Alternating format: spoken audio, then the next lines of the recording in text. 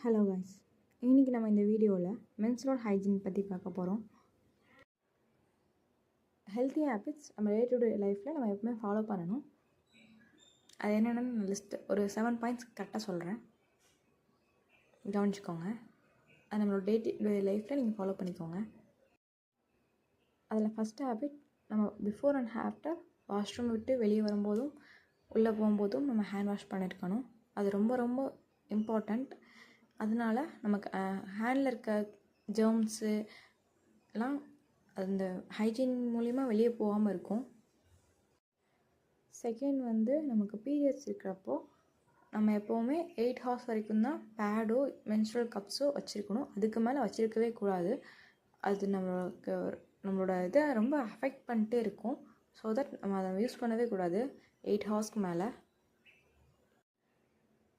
Third point என்னென்னா, நம்ம ஒரு நாளைக்கு ஒரு இன்னர் வியர்ஸ் யூஸ் பண்ணக்கூடாது. 2 times வாஷ் பண்ணணும். நம்மளோட பாடியை வாஷ் பண்ணி 2 இன்னர் யூஸ் பண்ணணும். இன்னர் வியர்ஸ் அது ரொம்ப முக்கியம். நம்மளோட 24 hours நம்ம ஒரு இன்னர் யூஸ் பண்ணவே கூடாது.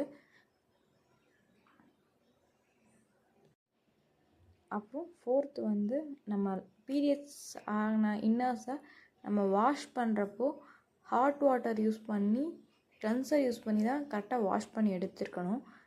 லாஸ்ட்டாக நம்ம வாஷ் பண்ணுறப்போ ஹாட் வாட்டரில் கொஞ்சம் நேரம் சோக் பண்ணி வாஷ் பண்ணி போடணும். அதுவும் சன்ட்ரை தான் நீங்கள் பண்ணணும். மேக்ஸிமம் வீட்டில் உள்ளே போடக்கூடாது, வெளில போகிறது தான் பெஸ்ட்டு. ஏன்னா அதில் பாக்டீரியாஸ் கண்டிப்பாக ப்ரெசென்ட் ஆகிருக்கும்.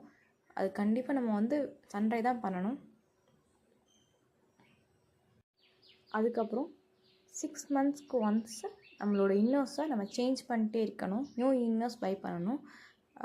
இது ரொம்ப முக்கியமான விஷயம். நம்ம ஒரு 1-2 years 3 yearsக்கு நம்ம ரெகுலராக அந்த ஒரு இன்னர் மட்டுமே யூஸ் பண்ணவே கூடாது.